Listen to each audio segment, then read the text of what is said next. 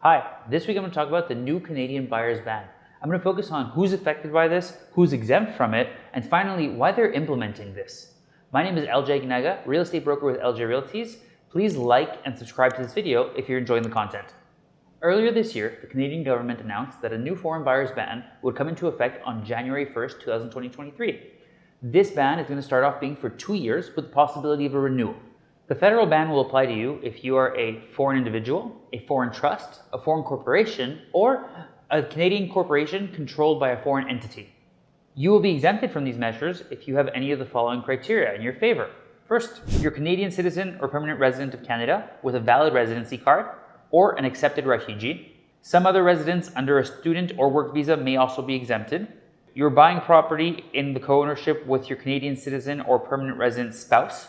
Details on the requirements to come. You are purchasing a multiplex consisting of 3 dwellings or more, i.e. a triplex. That's one of my personal favorites. You're purchasing a commercial use property, i.e. an office space or a retail store. You signed a purchase contract with the vendor prior to January 1st, 2023.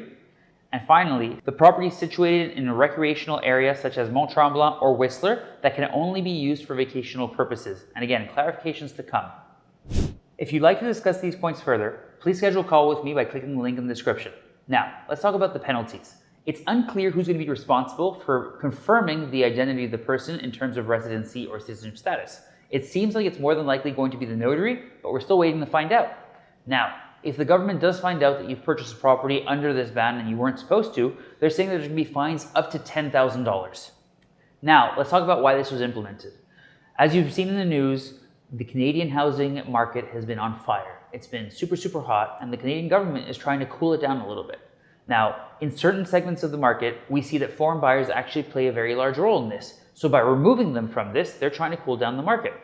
What they're trying to do at the same time is make sure that Canadian homes remain affordable for Canadians. Their main focus is always to protect the Canadian people, and they're making sure that they will always have access to homes in doing so. To summarize, these changes are going to start January 1st, 2023. There's going to be a strong limit on foreign buyers purchasing property across Canada. The government is trying to protect Canadians by cooling down the housing market and making sure that Canadians come first when it comes to purchasing a property. If you have more questions, please send me a text. My number is down in the description. I can't wait to hear from you.